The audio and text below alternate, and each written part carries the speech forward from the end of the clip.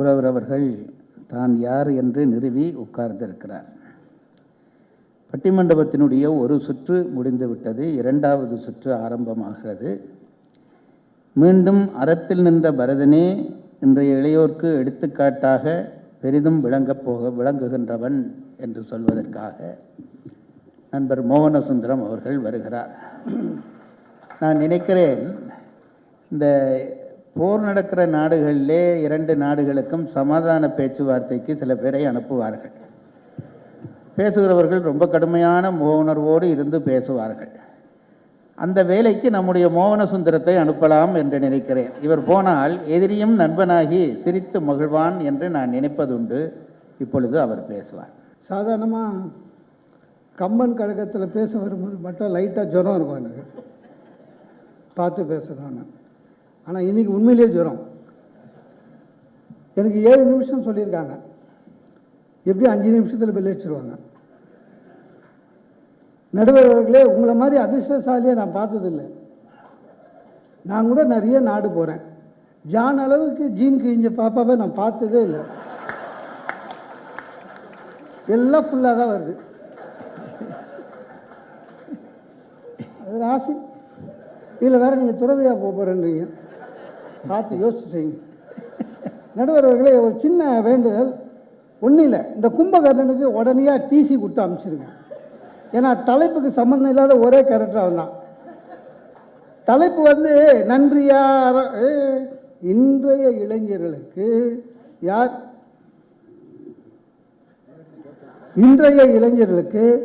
யார் சிறந்த எடுத்துக்காட்டு? கும்பகர்ணனா? சார், உண்மையிலேயே இன்றைய இளைஞர்களுக்கு நம்ம தலைவருக்கு வணக்கம் சொல்லணும். ஏன்னா இன்றைய இளைஞர்களுக்கு இந்த மாதிரி கூட்டத்துக்கு வர வைக்கணும் சார். எப்படியாவது புரியல சார். அவன் புரியாமல் தவிச்சுன்னு இருக்கான். எல்லாம் தெரியும் தனக்குன்னு அவனே நினச்சின்னு இருக்கான். ஒன்றும் தெரியாது. ஒரு ஃபார்ம் ஃபில் பண்ண தெரியாது. உண்மையிலேயே நான் ஒரு பையனை கேட்டேங்க, கம்பன் விழா 3 நாள் நடக்குது. போ சார், போரு. அதே ராமர், அதே சீதா. இவனுக்காக ஜோடி மாற்ற முடியுமாங்க வருஷம்? இல்லை சார். கும்பகர்ணன் நன்றி காட்டு என்ன பண்ணா? நல்லா குடிப்பானே, இளைஞர்களுக்கு முன்மாதிரி. நல்லா குடிப்பான், 6 மாதம் தூங்குவான், திடீர்னு முழிப்பு வரும். பேசுவது மானம், இடை பேணுவது காணும், கூசுவது மானிடரை நன்றி நம் கொற்றம் சொல்லிட்டு மறுபடியும் குசு தூங்கிடுவான். வேற என்ன பண்ணா? அவன் வந்து உயிர் விட்டான் சார். அது ஒரு பெரிய விஷயமா? அவன் அந்த நாட்டு தளபதி. போர் வந்ததுன்னா போகணும், நன்றி கடலாம் இல்லை, இட்ஸ் எ டியூட்டி. அவன் அந்த நாட்டு தளபதி, போருக்கு போனான். நான் ஒன்று கேட்குறேன், ராவணனுக்கும் ராமனுக்கும் சண்டை வருது சார். ஏன் சண்டைனே தெரியாமல் லட்சக்கணக்கான இலங்கை வீரர்கள், இலங்கை அரக்கர்கள் தன்னுடைய தலைவனை காப்பாற்ற தேசபக்திக்காக உயிரை விட்டாங்களே, அவர்கிட்ட விடவா நன்றி கடன் இருக்கு? ஒன்றுமே இல்லையே. உண்மையிலேயே சொல்கிறேன், இன்றைய இளைஞர்களுக்கு அவன் தவறான முன்னுதாரணம். நான் ஒன்று கேட்குறேன் சார். ஒரு பேட்டையில் பெரிய தாதா ரவுடி கொலையெல்லாம் ஜஸ்ட் லைக் தட் பண்ணுவான். அவன்கிட்ட அல்ல கையாக இருந்துட்டு அவன் செய்கிற காரியத்துக்கெல்லாம் கூட இருந்துட்டு நான் செஞ்சோட்டிருக்கேன்னு சொன்னால் ஒத்துப்போமா? இதுதான் நம்ம இன்றைக்கி இளைஞர்கள்கிட்ட காட்டுற எடுத்துக்காட்டா? நம்ம இலக்குவன் இப்போ இளைஞர்கள் எப்படி இருக்காங்கன்னா, நம்ம வீட்டில் ஒரு வேலை சொன்னால் போக மாட்டான். அம்மா டே முடியலடா காய்கறி, அப்புறம் காலேஜுக்கு போய் என்எஸ்எஸ்ன்னு 2 ஏக்கர் நிலத்தில் புல் பிடிங்கி நிற்பானுங்க. இலக்குவன் அந்த மாதிரி தான். ராமனை தான் கூப்பிட்டாங்க. இவன் என்ன பண்ணியிருக்கணும் நியாயமா? அரண்மனையில் இருந்து அவனுடைய தாய்மார்களுக்கு தொண்டு செய்யணும். அந்த தொண்டை விட்டாச்சு. கூட அது தொண்டு இல்லைங்க, பாசம். நானும் எங்கள் அண்ணனும் ஊருக்கு போகிறேங்க, அந்த பேக்கையும் நான் எடுத்துக்கிறேன். தொண்டா? பாசம். அவருக்கு லோயர் பர்த்து கொடுத்துட்டானுங்க. ஏன் அவருக்கு அப்பர் பர்த்து கொடுத்தாங்க, எனக்கு லோயர் மாற்றிக்கினேன். அது பாசம். அவ்வளோதான். எதை செய்ய எப்போ சொன்னான்? ஆனால் ஒன்றுங்க, கம்பன் ஒரு அவதாரத்தை மனிதனாக காட்டினான், அது ராமன். ஒரு மனிதனை அவதாரமாக காட்டினான், அது பரதன். ஒரு ஒரு ஒரு அவதாரமாகவே பாரதா. என்ன சார், பரதன் வரான், கேகை நாட்டிலேருந்து வரான். அம்மாவை போய் பாருன்றாங்க. போகிறான். அம்மா நாளைக்கு நீ தான் ராஜான்றா. அப்பா அப்படின்னா செத்துட்டாருன்னா. அப்போ அண்ணன் காட்டுக்கு போயிட்டான்னா. உடனே என்னங்க பண்ணியிருக்கணும்? இவன் மேலே எந்த தப்பும் இல்லை, அம்மா ரெடி பண்ணி குத்துது. உடனே குனிஞ்சி தவழ்ந்து போய் அந்த அம்மா காலை தொட்டு ராஜாவாயிருக்கணும்ல. வேணான்னுட்டான் சார். ஏன்? வீண் பழிக்காடுவான். அதுதான் அறத்தில் நிற்கிறது. நான் ஒன்றே ஒன்று சொல்கிறேன், இன்றைய பிள்ளைகள் எல்லாருக்குமே 18 வயசுக்கு மேலே எல்லாருமே மேஜர் தான், காலேஜுக்கு போகிற பசங்களாம். எத்தனை பேர் எவ்வளோ தப்பை அப்பா அம்மா செய்யறதை ஒத்துக்கிட்டு இருக்கான் பாருங்க. அது தப்பு இல்லையா? பேப்பர் திருத்தரை சேஸ் பண்ணுறது, நீட் முறைகேடு, பேப்பர் முறைகேடு, அப்புறம் போலி சான்றிதழ் சர்டிஃபிகேட்டு, பையனுக்கு வேலை வாங்கினா யார் கையிலையாவது பிடிச்சி ரெக்கமெண்டேஷன், பையன் ஒத்துக்கிறான் சார். ஆனால் பரதன் ஒத்துக்கலை. ஏன்? இது எனக்கு தேவையில்லைன்னு சொல்கிறான். அந்த மாதிரி பரதன் இந்த காலத்தில் இருந்தான். எல்லா தப்பும் சரி, தனி மனித ஒழுக்கத்தையே சில பேர் சொல்லித்தர மாட்டாங்க சார். அது பெரிய விஷயம். அம்மாவாக இருந்தாலும் சரி, அப்பாவாக இருந்தாலும் சரி. எனக்கு நல்லா ஞாபகம் இருக்குது. நான் கோயிலுக்கு சின்ன வயசில் அம்மா கூட போனேன். பிரசாதம் வாங்கி வந்தாங்க. பிரசாதத்துக்கு கியூவில் போய் நின்று போட்டுக்குள்ளே பிரசாதம் தீர்ந்து போச்சு. திரும்பி வந்தேன். எங்கிட்ட பிரசாதம்னாங்க. தீர்ந்து போச்சுண்ணா. ஏன்? கியூவில் நின்னம்மா. அடப்பாவி, நீ எப்படிடா முன்னுக்கு வர போகிற? பின்னால் உன்னை எப்படிடா பண்ண போகிற? முட்டி கிட்டி மோதி உள்ளே பூந்து வாங்க வேணாமா, திறமையாக இல்லாமல் இருக்கியேன்னு அன்றைக்கி சொன்னாங்க சார் எங்கள் அம்மா. இன்னும் 5 நிமிஷம் ஆச்சா? அன்றைக்கி சொன்னாங்க எங்கள் அம்மா. அன்னிலேருந்து இன்னைய வரையும் எந்த பிரசாதத்தையும் மிஸ் பண்ணுறதில்லை. அம்மா சொன்னது தப்பு, ஆனால் அதை எதிர்த்து கேட்டான். அம்மா செய்தா இருந்தாலும் சரி, அப்பா செய்தா இருந்தாலும் சரி, அண்ணன் எதிர்த்து கேட்டான். இந்த மாதிரி இளைஞர்கள் மட்டும் இந்தியாவில் இருந்தார்கள் என்றால் 20 வருஷத்தில் இந்தியா பொன்னாடாக மாறும். ஒன்றில் இளைஞர்கள் மேலே வந்துடுவாங்க, அவ்வளோதான் சார். ரொம்ப அற்புதமாக கோசலை சொல்கிறா. உனக்கு தெரியாமல் நடந்துச்சா? சந்தேகமாக கேட்குறான். அவன் கோவத்தில் அறம் மீறுபவர் நரகம் அப்படின்னு 48 ஐட்டம் சொல்கிறான். வால்மீகியை 42 தான் சொல்லியிருக்காரு. இவன் 48 சொல்கிறான். அதில் ரொம்ப முக்கியம், தப்பான தீர்ப்பு கொடுத்த நீதிபதி நரகத்துக்கு போகணும். நான் பச்சை சார், இல்லை பச்சை இருக்கு. வால்மீகி நிறைய மாற்றிருக்காரு. வால்மீகியில் போய் பார்த்தா அவரும் அதான் சொல்லியிருக்காரு. கல் குடிப்பவன். இன்னைக்கு குழந்தைங்களாம் எப்படி இருக்குது சார்? சோஷியல் ட்ரிங்க்கு, பார்ட்டி, எல்லாத்துக்கும் குடிக்கிறது. இதெல்லாம் மாறவானவா? பிறரை குறை சொல்லிக்கொண்டே இருப்பவன் நரகத்துக்கு போவான். நீங்களாம் நினைக்கிறீங்க அப்போ நம்ம யாரும் போக போகிறது சொர்க்கத்துக்கு. பிறரை குறை சொல்பவன் நரகத்துக்கு போவான். குறை மட்டுமே சொல்பவன்.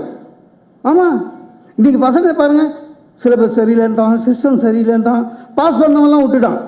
இவனுக்கு சும்மா பிறரை குறை சொல்கிறது.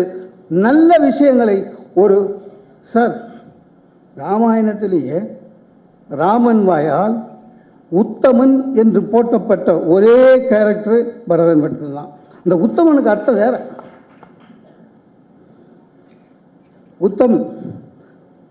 நான் ஒருத்தனை கேட்டேன், மகாத்மா காந்தியை ஏன் உத்தமன் சொல்கிறாங்கன்னு. அதுக்கு அவன் சொன்னான், மகாத்மா காந்தியை மனுஷன் சொன்னால் நம்மளாம் என்ன சொல்கிறதுன்னு, நம்மளெல்லாம் எதில் வைக்கிறது. ஆக ராமன் வாயினாலேயே உத்தமன் என்று சொல்ல வைத்த ஒரு வழிகாட்டியாக இன்றைய இளைஞர்களுக்கு இருப்பவன் நம்முடைய பரதன் என்று கூறி வாய்ப்புக்கு நிறைவாட்டி விடைபெறுகிறேன். நன்றி, வணக்கம். சிவமிகுந்த உரையை கேட்டோம். அடுத்தது தொண்டிற் சிறந்த லக்குவனி என்ற அணிக்காக மீண்டும் பேசுவதற்காக முனைவர் சிவ சதீஷ்குமார் அவர்கள் வருகிறார். இன்றைய தலைப்பு இன்றைய இளையோர்களுக்கு இளைஞர்களுக்கு என்று போட்டிருக்கிறார்கள். நான் கருதுகிறேன் இந்த மேடையிலேயே இருவர் தான் இளைஞர்கள். ஒன்று நான், இன்னொன்று நடுவர். காரணம், இருவருக்கும் இன்னும் திருமணமாகவில்லை. அவருக்கு அதை பற்றி ஒன்றும் பிரச்சனை இல்லை, எனக்கு அது ஒன்றுதான் பிரச்சனை. ஆகவே இளைஞருடைய ரெப்ரசன்டேட்டிவாக நான் நன்றி சொல்லி என்னுடைய பேச்சை தொடங்குகிறேன். தலைப்பை பேசுகிற போது அறம் பாடிட்டுங்கிற மாதிரி 2 பேர் பாடிட்டு ஓடிட்டுதா. ஐயா, எங்கள் மாதையா பேசுகிற போது பேசினார் பாருங்களேன், நடுவரையே குழப்புன்னு குழப்பி நான் கொலை பண்ண என்ன பண்ணுவீங்க அப்படின்னு உங்களை தர்ம சங்கடத்துக்கு ஆட்படுத்தினார்கள். இவர் அதுக்கு மேலே என்ன சொன்னாரு? வால்மீகியே 42 தான் போட்டிருக்காரு, இவர் 48 சொல்லி அதுலயும் நடுவரை இழுத்து அறம் குழப்புன்னு குழப்புது. ஐயா வணக்கத்திற்குரிய புலவர் ஐயா பேசுகிற போது என்னமோ கும்பகர்ணனுடைய குல முதல் மாதிரி பேசினார் ஐயா. அது ஒரு வார்த்தை சொன்னார் பாருங்களேன். என்ன சொன்னாருன்னு கேட்டா, அவன் குடும்பத்துக்கு, அவன் அண்ணனுக்கு மட்டும் இல்ல குடும்பத்திற்கே நன்றியுடையவனாக இருந்தான்லவா, அது பெரிய விஷயமாங்க. குடும்பத்துக்கு நன்றியுடையவனாக இருப்பது முக்கியம் இல்ல, இந்த குவலயத்துக்கு நன்றியுடையவனாக இருந்தானா அதான் கேள்வி. அப்படி இருந்தவன் எங்களுடைய இலக்குவன். பெரியவர்களே, இன்றைய இளைஞர்களுக்கு அறம் தானாக வந்துவிடும். அறம் வர்றது பெரிய விஷயமே கிடையாது. கொஞ்சம் கட்டுப்படுத்தினீங்களா எங்களுக்கு அறம் வந்துடும். வீட்டில் வராத அறம் காலேஜுக்கு வந்தா வாத்தியார் சேர்த்து கொஞ்சம் திட்டினாருன்னா கொஞ்சம் அறம் வரும். நன்றி, நாளுக்கு 40 நன்றி சொல்லிட்டு இருக்கோம். ஒருத்தர் ஹெல்ப் பண்ணாங்களா, தேங்க்யூ, டிக்யூ, யுவர் ஒபீடியன்ட்லி எல்லாம் வந்துட்டு இருக்கு. ஆனால் தொண்டு வருகிறதா? மோகன சுந்தரம் ஐயா அவர்கள் எங்களுடைய தொண்டை கொஞ்சம் குறைத்து அவருடைய தொண்டை செய்தார். என்ன சொன்னாரு? அண்ணன் வெளிநாட்டுக்கு போறாரு, நான் கூட பேக் எடுத்துட்டு போறேன், அது அன்புன்னார். இல்லை, அவர் செய்கிற அன்பு கீழே கவர் கொடுப்பாங்க கூட போனேன். அதனால அதுக்கு பெயர் தொண்டுன்னு சொல்ல முடியாது. தொண்டு என்பது இலக்குவன் செய்தது தொண்டு. எந்த ஒரு பிரதிபலனும் எதிர்பார்க்காமல் புகழுக்கோ இகழுக்கோ அடிமையாகாமல் செய்யக்கூடிய ஒரு செயலுக்குத்தான் தொண்டு என்று பெயர். அந்த தொண்டை செய்தவன் யார் என்று கேட்டால் இலக்குவன். அது எங்களை போன்ற இளைஞர்களுக்கு வேண்டும் என்று நான் சொல்கிறேன். இந்த மேடையிலிங்க எங்களை எல்லாம் உட்கார வச்சுட்டு பெரியவங்களுக்கெல்லாம் மரியாதை பண்ணாங்கல்ல, பட்டு வேட்டி பட்டு துண்டெல்லாம் போட்டாங்கல்ல. இங்கே இருக்கிற இளைஞன், சின்ன இளைஞன் நான், மூத்த இளைஞன் நீங்க. எனக்கு என்ன ஒரு ஆசை வந்துருச்சுன்னு கேட்டா, அப்போ இவங்களுக்கெல்லாம் போத்துறாங்களே, நமக்கு துண்டு போடுவாங்களா போட மாட்டாங்களா, எப்படி நம்ம இதை கேட்கறது என்று ஒரு அங்கீகாரத்தை எதிர்பார்க்கிற மனப்பான்மை, ஒரு புகழுக்கு அடிமையாகிற மனப்பான்மை இன்றைய இளைஞர்களுக்கு எப்போதும் உண்டு. ஒரு 10 ரூபாய்க்கு ஒரு ரொட்டி துண்டை வாங்கி நாய்க்கு போட்டால் அதை படம் பிடித்து ஸ்டேட்டஸ் போட்டு பேஸ்புக்கிலே போட்டு அதற்கு லைக் வருமா, கமெண்ட் வருமா, ஷேர் செய்வார்களா, 4 பேர் எங்களை போற்றுவார்களா என்கின்ற அற்ப மனம் எங்களுக்கு உண்டு. அதை மாற்றிக்கொள்ள வேண்டும் என்று சொன்னால் கம்பன் தந்திருக்கக்கூடிய மாபெரும் இலக்குவன் என்கின்ற ஒரு பாத்திரம் தான் எங்களுக்கு வழிகாட்டும் பாத்திரமாக இருக்கிறான். எப்படி நீங்க கேட்கலாங்க? புகழுக்கு அவன் அடிமையாகாமல் இருந்தான் என்பதுக்கு ஒரு அடையாளம். இந்திரஜித்தை கொன்னது யாரு? இலக்கவன் தானே கொன்னாரு. கொன்னு முடிச்சதுக்கு அப்புறம் ஒரு நன்றி தெரிவிப்பு கூட்டம் மாதிரி போட்டு அந்த இடத்துல சொல்றாரு பாருங்களேன். ராமன் சொல்லுகிற போது, இது அனுமன் என்னும் சேடனால் வந்ததன்று, வேறு ஒரு தெய்வத்தால் வந்ததன்று. அந்த லிஸ்ட்லயே இலக்கவன் இல்லை. வேறொரு தெய்வத்தால் வந்ததன்று, வீடவன் தந்த வெற்றி. வேலி ஓட்டு வெங்காயத்தை வெள்ளாம் பண்றது வெண்ணையப்ப, திராவட்டா தின்னுகோட்டு போடுறது திண்ணையப்பன்னு கொங்கு நாட்டில் ஒரு பழமொழி உண்டு. எல்லா வேலையும் செய்தவர் யார் என்று கேட்டால் போர்க்களத்தில் நின்று போராடியவன், வீழ்த்தியவன் எங்களுடைய இலக்குவன். அந்த இலக்குவனை விட்டு இன்னொருவனுக்கு அந்த பெருமையை கொடுக்கிற போது அதற்காக கொஞ்சம் கூட மனம் கோடாமல் ஒப்பதே முன்பு பின்பு என்று ராமனுக்கு போட்டார் பார்த்தீர்கள் அல்லவா கம்பர். இந்த இடத்திலே போடவில்லை. நான் அவருக்கு ஒரு தொண்டனாக இருந்து ஒப்பதே முன்பு பின்பு அப்படியே இருந்தான் என்று சொன்னால் இந்த புகழுக்கு அடிமையாகாமல் இருக்கக்கூடிய மனநிலையை எங்களை போன்ற இளைஞர்கள் பெற்றுக்கொள்ள வேண்டும் என்பதுதான் எங்களுடைய ஒரு மாபெரும் எடுத்துக்காட்டாக நான் நினைத்துக் கொள்கிறேன். அதே மாதிரிங்க இந்த புகழ் தான் எல்லாத்துக்கும் போதையை தரக்கூடியதாக இருக்கிறது.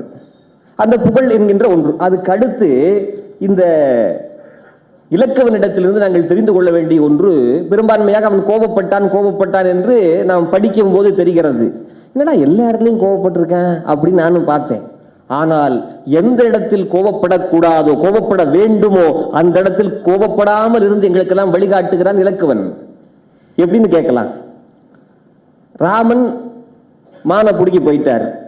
அண்ணி தனியா இருக்காங்க. அண்ணியாக அவன் பார்க்கவில்லை, அன்னையாகத்தான் பார்த்து கொண்டிருந்தான். அப்போது இந்த மாதிரி பிரச்சனை வந்துருச்சு போ என்று சொன்ன உடனே, இல்ல அண்ணி அண்ணனுக்கு எது ஆகாது, நான் போக மாட்டேன் அப்படிங்கிறார். உடனே சீதை என்ன கேட்கிறாங்க, அண்ணன் எப்ப போவான், திண்ணை எப்ப காலியாகன்னு காத்து நின்றாயா என்று ஒரு தாயாக நினைக்கக்கூடிய அந்த சீதை தன்னுடைய மகனை பார்த்து கேட்கக்கூடாத கேள்வியை கேட்கிறார். அதை நம்முடைய கிருங்கை சேதுபதியா எழுதுகிற போது சொல்லி இருக்கிறார். என்ன சொல்றாருன்னு கேட்டீங்கன்னா, என் அயல் நிற்றியோ இளையோய், ஒரு மனிதன் நீன்னு போட்டிருக்கலாம், ஒரு டேஷ்ல மனிதன் நீ, அல்லது ஒரு விலங்கு நீ அப்படின்னு போட்டிருக்கலாம், அல்லது ஒரு ஜென்மமா நீன்னு கூட போட்டிருக்கலாம். அந்த இடத்துல ஒரு டேஷ் நீ என்று போட்டால் அந்த இடத்தில் எந்தெந்த கெட்ட வார்த்தைகள் இருக்கிறதோ அத்தனையும் போட்டுக் கொள்ளலாம். அப்படி தான் தெய்வமாக நினைக்கக்கூடிய, தாயாக நினைக்கக்கூடிய சீதை திட்டிய போது கொஞ்சம் கூட கோபப்படாமல், வெஞ்சன விதியினை வெல்ல வல்லரோ என்று கொஞ்சம் கூட கோபப்படாமல் காலிலே வீழ்கிறார் என்று சொன்னால் தன்னுடைய சுயத்தின் மீது, தன்னுடைய கற்பின் மீது கல்லெறியப்பட்ட போதும் கூட கொஞ்சம் கூட கலங்காமல் இருந்தான் இலக்குவன். இதை நாங்கள் ஏற்றுக்கொள்ள வேண்டும். சரி, ராமன் கிட்ட என்ன ஆச்சுப்பான் ராமன் கேட்கிற போது அதுல 3 வருஷம் இருக்கு. நாங்களா இருந்தா என்ன பண்ணிருப்போம்? ஒண்ணு கோபப்பட்டு, நான் எப்பேற்பட்டால் என்னுடைய மனைவியை துறந்து, என்னுடைய தூக்கத்தை துறந்து, எல்லாத்தையும் துறந்து உனக்காக வந்தனே, உன்னுடைய மனைவி இப்படி கேட்டான்னு சொல்லி கோபப்பட்டு ஒன்று சொல்லி இருக்கலாம். ஒன்று அப்படி சொல்லலையா? இன்னைக்கு இருக்கிற மாதிரி 1க்கு 2ஆக சொல்லி இருக்கலாம். அப்படின்னு சொல்லலையா? அண்ணே இப்படி நடந்துச்சுனே அப்படின்னு நடந்ததை சொல்லி இருக்கலாம். அந்த இடத்திலே விதியை மட்டும் காரணம் காட்டி விலகி சென்றான் என்று சொன்னால், தன்னுடைய கற்பின் மீது கல்லெறியப்பட்ட போதும், தன்னுடைய தன்மானம் குன்றுகிற போதும், தன்னுடைய குடும்பத்தின் மானம் போகக்கூடாது என்பதற்காக தன்னுடைய உணர்ச்சியை கட்டுப்படுத்தி தொண்டிலே சிறந்தவனாக இலக்குவன் விளங்கினான். அந்த இலக்குவனிடத்தில் அந்த சிறப்பை நாங்கள் ஏற்றுக்கொள்ள வேண்டும் என்பதைத்தான் நான் சொல்லுகிறேன். இதே போல கோபப்பட்டவன், இன்றைக்கு எல்லாருமே கோபப்படுறாங்க. இதுக்கு எடுத்தாலும் நல்லா ஒரு காலேஜில் வாத்தியாரா இருக்கிறேன், மாணவர்கள்ட்ட முறைச்சு பார்த்தா அவன் கோபப்படுறான். ஆனா கடைசியில் எப்ப ரியலைஸ் பண்றான்னு கேட்டீங்கன்னா, நன்றி அவனுக்கெல்லாம் வந்துருது. அந்த ஃபேர்வெல் பார்ட்டிங்கும் போது, ஐயா நீங்க தான் பாடம் நடத்துறீங்க, ரொம்ப நன்றிங்கன்னு அந்த இடத்துல அவனுக்கு நன்றி வந்துருது. அதை போல கோபப்பட்டால் அந்த கோபத்தை ரியலைஸ் செய்து கொள்ளுகிற தன்மை என்பது இலக்குவன் எங்களுடைய இளைஞர்களுக்கு சொல்லிக் கொடுக்கிறான். பரதன் வர்றானுங்க, பரதன் கொல்றன்னு கோபப்பட்டு பேசியவன் வந்த உடனே அவன் தொழுதுயர் கண்ணில் அழுகையோட வந்து எதுவுமே எல்லாம் வந்த உடனே ராமன் சொல்றாரு, ஏப்பா இப்பேற்பட்ட நல்லவன்ப்பா, இப்பேற்பட்ட நல்லவனை போய் நீ இப்படி நினைச்சிட்டியே என்று சொன்ன உடனே எங்களுடைய இலக்குவன், ஐயோ நான் ஒரு தவறு செய்து விட்டேன், ஒருவரை பற்றி தப்பாக நினைத்து விட்டேன் என்று சொல்லி அவனுடைய அந்த பிரகாசமான முகம் ஒரு அமாவாசை போன்ற முகம் போல சுருங்கி போகிறது என்று சொன்னால், எல்லொடுங்கிய முகத்து இளவல் நின்றனன் எப்படி சொல்லொடும் சினத்தொடும் உணர்வு சோர்தல்ல வில்லொடும் கண்ண நீர் நிலத்தில் வீழவே என்று சொல்லுகிறார். அதாவது கையிலே ஏந்திய வில்லும் கண்ணிலே சிந்திய கண்ணீரும் கீழே விழுகிற அளவிற்கு அவன் தான் செய்த தன்னுடைய நினைப்பே தவறு என்று தன்னை மாற்றிக் கொள்ளுகிறார் என்று சொன்னால், இதை எங்களுடைய இளைஞர்கள் அந்த இலக்குவனிடத்திலிருந்து பெற்றுக்கொள்ள வேண்டும் என்பதைத்தான் நான் சொல்ல வருகிறேன். இதற்கும் மேலாக இன்றைய இளைஞர்கள் ஒரு சின்ன சோதனை வந்தால், சின்ன கஷ்டம் வந்தால் அதிலேயே துவண்டு போய் விடுகிறார்கள். ஒண்ணு இல்லைங்க, காதல்ல பிரேக்கப் ஆனாவே சில பேர் தற்கொலை பண்ணிக்கிறார்கள். இவன் இறக்குற அளவுக்கே போயிட்டான் இலக்குவன், இறந்து மூர்ச்சியாகி கிடக்கிறான். அப்படி மூர்ச்சியாகி கிடந்து பின்னாடி மீண்டு வருகிறான். வந்த உடனே எப்படி வர்றான்? இவன் ஹாஸ்பிட்டல் ஃப்ரெஷ் ஐசியூ வார்டுல இருந்து வர்றான். ஆப்போசிட்ல நிக்கிறது யாரு? உசைன் போல்ட், நம்ம ஆளு இந்திரஜித் நிக்கிறான். யாரு?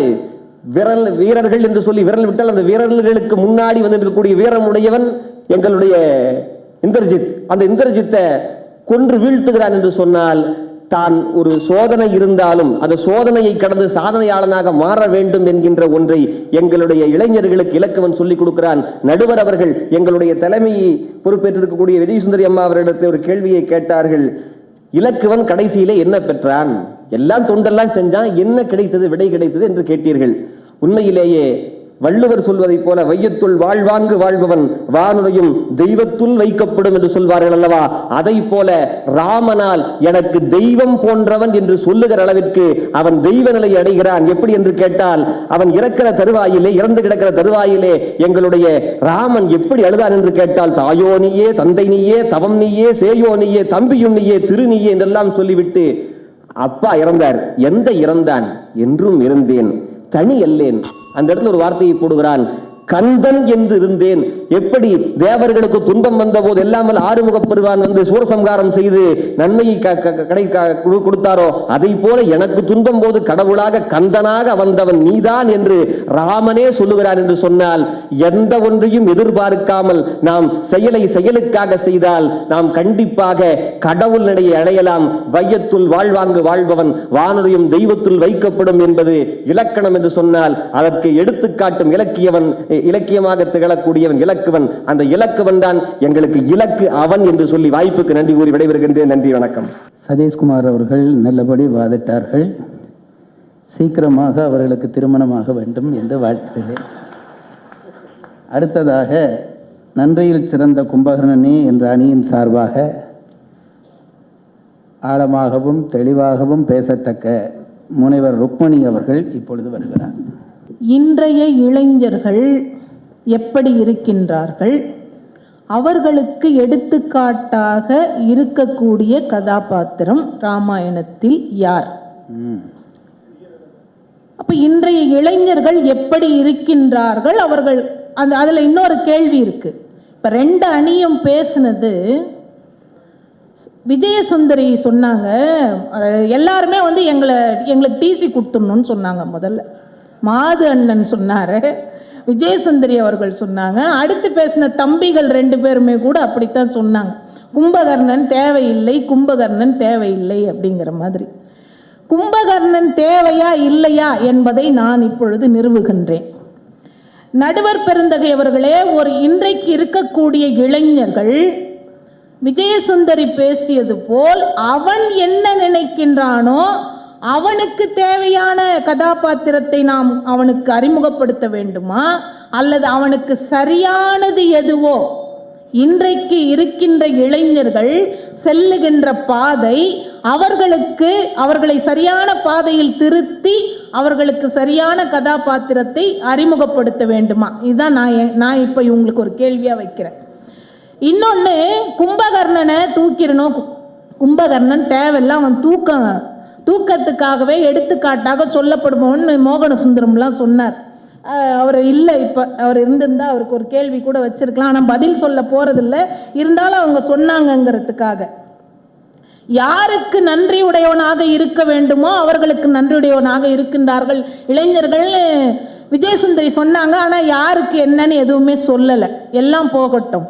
கும்பன் செய் நன்றியில் சிறந்த கும்பன் இன்றைக்கு இருக்கக்கூடிய இளைஞர்களுக்கு எப்படியெல்லாம் எடுத்துக்காட்டாக இருக்கின்றான் என்பதை நான் சொல்ல விரும்புகின்றேன். இன்னைக்கு இளைஞர்கள் எப்படி இருக்கிறான்? சமூக வலைத்தளங்களில் அவன் என்ன செய்கின்றான்? தன்னோடு பழகுகின்ற பெண்கள், பழகாத பெண்கள் எல்லாரையும் பார்த்தீங்கன்னா வன்முறையாக அவர்களிடம் பேசுவது, முறை தவறி பேசுவது, முறை தவறி வீடியோ எடுப்பது, போட்டோ எடுப்பது, அதை சமூக வலைதளங்களில் பதிவிட்டு விடுவேன், என்னுடைய விருப்பத்திற்கு இணங்கவில்லை என்று சொன்னால் அதை நான் பதிவிட்டு விடுவேன் என்று மிரட்டுவது, தான் காதலிக்கின்ற பெண் ஒருதலையாக காதலித்து விட்டு தன்னை விரும்பவில்லை என்று சொன்னால் அவள் முகத்தில் ஆசிட் வீசுவது, இப்படியெல்லாம் நடந்து கொண்டிருக்கின்றது. நிறைய தொலைக்காட்சியை திறந்தா நிறைய செய்தி இதுதான் வந்துகிட்டு இருக்கு. இப்ப அண்ணன் பெற்றோர்கள் அந்த செய் நன்றி இதெல்லாம் சொன்னதுனால நான் இந்த செய்தியை வலியுறுத்தணுங்கிறதுக்காக சொல்றேன். கும்பன் முதல்ல மந்திர ஆலோசனை நடக்கும் போதும் சொல்றான், இன்னொருவள் மனைவி, இன்னொருவள் தாரம், கற்பில் சிறந்த அந்த பெண்ணை நீ கொண்டு வந்து சிறை வைத்திருக்கிறாயே, இது நியாயமா? முதல்ல மந்திர ஆலோசனை பண்ணும்போது போர் நடத்துறத பத்தி பேசுறாங்கல்ல, அப்போ அதாவது தன் அண்ணனை விட தான் சிறந்த வீரன் என்கின்ற தன்னம்பிக்கை உடையவன் கும்பன். அதான் உண்மையும் கூட இல்லையா? அவன் உட்காருகின்ற உயரம் தான் இலங்கை வேந்தன் நிற்கின்ற உயரம்.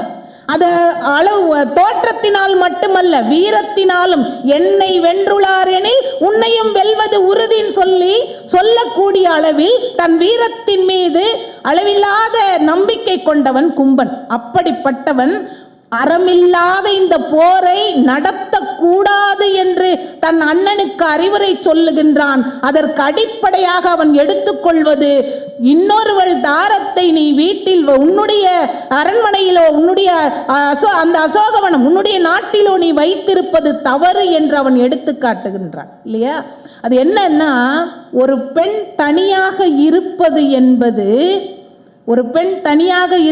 என்பது ஒரு ஆடவனுக்கு வாய்ப்பு அல்ல, அது பொறுப்பு. It is not an opportunity, it is a responsibility இல்லையா? ஒரு பெண் தனியாக இருக்கின்றாள். இப்ப தனியா இருந்த பெண்ணை அண்ணன் தூக்கின் வந்து சிறை வச்சிருக்கான். இப்ப போர் நடத்தலாம் மந்திராலோசனை பண்றான். அப்ப அண்ணனுக்கு அறிவுரை சொல்கின்றான். தன் குடும்பத்தில் இருப்பவனாக, தன் அண்ணனாக கருதினாலும் சரி, தன் மன்னனாக கருதினாலும் சரி, தன் நாட்டின் மன்னனாக நினைத்தாலும் சரி, 2 வகையிலும் தன் அண்ணனுக்கு அறிவுரை சொல்பவனாக இருக்கின்றான். அப்ப இன்னைக்கு இருக்கின்ற இளைஞர்களுக்கு தன் குடும்பத்தில் இருப்பவர்களோ தன் நாட்டு தலைவர்களோ வழி தவறி முறை தவறி நடக்கின்றார்கள் என்று சொன்னால் அவர்களை சுட்டிக்காட்டி திருத்துவது கடமை என்கின்ற நிலையில் கும்பன் நிற்கின்றான். அந்த ஒருத்தருக்கு நன்றி. அடுத்ததா இனமானம் தன்மானம் காக்கிறதுங்க. பிள்ளைங்க இன்னைக்கு நன்றி இல்லாமல் இருக்காங்கங்கிறதுக்கு முக்கியமான காரணம் மருத்துவர்கள் சொல்லக்கூடிய ஒரு முக்கியமான காரணம், இன்னைக்கு இருக்கக்கூடிய இளைஞர்கள் ஒரு நோயால் பாதிக்கப்பட்டிருக்கின்றார்கள். இன்னைக்கு வந்து டயக்னைஸ் பண்ணி சொல்லியிருக்காங்க. என்ன நோய் அப்படின்னா ADHD என்று அதை சொல்கின்றார்கள். Attention deficit hyper activity. Attention deficit hyper activity இது வந்து பார்த்தீங்கன்னா கவனச்சிதறல் ஒரு பக்கம், இன்னொரு பக்கம் ரொம்ப வேகமாக செயல்படுறது. இப்போ என்னன்னா எதன் மீதும் பற்று இல்லை, யார் மீதும் மரியாதை இல்லை, யார் மீதும் மரியாதை இல்லை. கும்பனை எழுப்பி அழைத்து கொண்டு வருகின்றார்கள். ஒரு மலை விழுந்து வணங்குவது போல் தன் அண்ணனை விழுந்து வணங்குகின்றான். அதுக்கப்புறம் அவன் போருக்கு ஆயத்தம் பண்றானே, அப்ப எதுக்காகன்னு கேட்கும் பொழுது இந்த மாதிரி 2 மனுஷங்களும் ஒரு குரங்கு வந்து இப்படிலாம் சுத்தி நம்ம சூழ்ந்துகிட்டு இருக்காங்க நிறைய படையோட, அதுக்கு போருக்கு போகணும்னு சொல்லும் போது உலகை கட்ட வேண்டுமா, இல்ல வரம்பு கட்ட வேண்டுமா, உலகையெல்லாம் கொண்டு வந்து உன் வெற்றி கொண்டு வந்து உன் முன்னால் நிறுத்த வேண்டுமா, எல்லாம் நிறுத்துறேன், ஆனால் ராமனை வெல்லலாம் என்பது நீ சீதையை புல்லலாம் என்று நினைத்து கொண்டிருக்கின்றாயே, அப்படிப்பட்டதுன்னு சொல்றான் பாருங்க. அது என்னன்னா தன் வீரத்தின் மீது அளவற்ற நம்பிக்கை கொண்டிருப்பவன் அறமற்ற ஒரு செயலை செய்யக்கூடாது என்று சொல்லுகின்ற பொழுது பரதனை விட விஞ்சி நிற்கின்றான் எங்கள் கும்பன். அறத்தில் தொண்டு நீங்க சொன்னீங்க ஏங்க, அது காப்பிய காலம். அந்த காலத்தில் அந்த அறமோ தொண்டோ சரி என்று சொல்லலாம். நாம் இன்றைக்கு இருக்கின்ற இளைஞர்களை பற்றி பேசிக் கொண்டிருக்கின்றோம். அப்ப தொண்டன் வருகின்ற பொழுது தன் இனத்திற்கும் தன் நாட்டிற்கும் செய்யக்கூடிய தொண்டில் உயர்வாக நிற்கின்றான் கும்பன். நீங்க விபீஷ்ண வந்து கூப்பிடுறான் இல்லையா, எனக்கு தருகின்ற அரசை நான் உனக்கு தந்து விடுகின்றேன் அப்படின்னு சொல்லும் பொழுது என்ன அருமையான உலக இலக்கியங்களில் இப்படிப்பட்ட ஒரு பாடல் இருக்குமானே தெரியாதுங்க. இந்த வாழ்க்கை எப்படிப்பட்டது என்பதை எல்லோருக்கும் விரித்து உரைக்கின்றான். நீரின் மேல் போட்ட கோலம் போன்றது இந்த வாழ்க்கை. நீர்க்கோல வாழ்வை நச்சி நெடிது நாள் வளர்த்து பின்னை போர்க்கோலம் செய்து தந்தார்க்கு உயிர் கொடாது அங்கு போகேன். தார்கோல மேனி மைந்த தார்கோல மேனி மைந்த என் உயர் தவிர்த்தியாயின் கார்கோல மேனியானை கூடுதி கடிதின் ஏகி என்றான் இல்லையா. கொஞ்சம் வேகமா சொல்லும் பொழுது அந்த வரி மறந்து போயிடுச்சு, மன்னிக்கவும். அப்ப நீரின் மேல் போட்ட கோலம் போர் இருக்கின்றது இந்த வாழ்க்கை. இதுக்காக போய் ஒரு பதவிக்கு ஆசைப்பட்டு அவன் எதிரி தருகின்ற அந்த அரசை நான் பெற்றுக்கொண்டு வாழ்வேனா? நீ தர்மத்தின் படி வந்தவன், உனக்கு அந்த தாமரை மேல் இருக்கின்ற அந்த வள்ளல் உனக்கு தர்ம வாழ்வை தந்திருக்கின்றான் அருளாக. ஆனால் இவங்க சொன்னாங்களே தூக்கம்னு சொல்லிட்டு, அது என்ன அவன் வரமாக வேண்டி பெற்றான? கும்பனை விட தவன் செய்தவன் ஒருவன் இருக்க முடியுமா? கும்பனுடைய தவத்தை பார்த்து மேல் உலகம் அத்தனையும் அதிர்ந்து போய் அவனை சரஸ்வதியை துணை கழிச்சு நித்தியத்துவம் வேண்டும் என்று கேட்க வந்தவனை நித்திரைத்துவம் வேண்டும் என்று கேட்க வைத்து சதி செய்தார்கள் என்று சொன்னால் நீங்க அந்த தூக்கத்தை போய் ஒரு குறைய சொல்லிக்கிட்டு உட்கார்ந்துட்டு இருக்கீங்க. ஆக அறம் என்றாலும் தொண்டு என்றாலும் செய் நன்றி என்றாலும் தன் ஒரு அந்த 3 நிலையிலும் எடுத்துக்காட்டாக இருக்கக்கூடியவன் கும்பன். இன்றைய இளைஞர்களுக்கு அதுதாங்க தேவை. தன் இனமானம் வேண்டும், தன்மானம் வேணும். முதல்ல மூக்க கடிச்சிட்டு போயிடுறான் சுக்ரீவன். அந்த மூக்கில்லாத முகத்தோடு கைகளை எல்லாம் வெட்டி எறிகின்றான் ராமன், கால்களை வெட்டி எறிகின்றான். அந்த முண்டமாக இருந்து கொண்டு வாயால் மலைகளை கடித்து அவன் எறிகின்றான் என்று சொன்னால் தன் குலத்திற்காக, தன் இனத்திற்காக, தன் நாட்டிற்காக கடைசி வரை போராடுகின்ற அந்த தன்மையை இளைஞர்களுக்கு உணர்த்துபவனாக கும்பன் இருக்கின்றான் என்று சொன்னால் அப்படிப்பட்ட அது மட்டும் இல்ல, தன்மானம். இப்ப இழந்து போன இந்த முகத்தை மற்றவர்கள் எல்லாம் பார்த்தால் தன்னை பரிகசிப்பார்களே என்று சொல்லி அந்த பக்கம் விழக்கூடாது, இந்த தன் தலையை கடலில் போட சொல்லி ராமனிடம் வேண்டிக் கொள்கின்றான் என்று சொன்னால் இனமானம் என்றாலும் தன்மானம் என்றாலும் செய் நன்றி என்றாலும் அங்கே எல்லாவற்றிற்கும் அறம் தொண்டு செய் நன்றி என்று 3 நிலையிலும் எடுத்துக்காட்டாக இருக்கக்கூடிய கும்பனே இன்றைய இளைஞர்களுக்கு எடுத்துக்காட்டாக விளங்குபவன் என்று சொல்லி வாய்ப்பிற்கு நன்றி பாராட்டி அமைகின்றேன். நன்றி, வணக்கம்.